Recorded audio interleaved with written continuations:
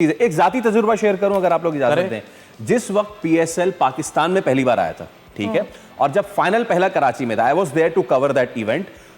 जगह नहीं थी बैठने की कराची में, वो जो सीढ़ियां थी ना, उस पे लोग एक दूसरे पे चढ़ के बैठे हुए थे। यस यस यस, वहां पे इतना, और उसके आगे 3 साल तक जब तक कराची में मैच होते रहे तब तक तिल धरने की जगह नहीं थी।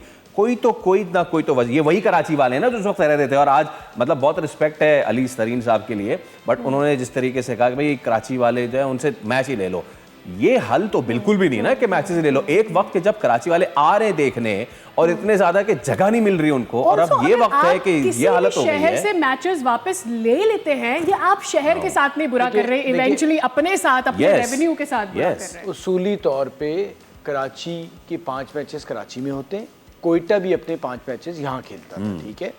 कोयटा ने कहा ये कि जी क्योंकि यहाँ पर लोग नहीं आते और हमारी आमदनी नहीं हो रही, तो हम अपने सारे मैच पिंडी शिफ्ट कर रहे हैं।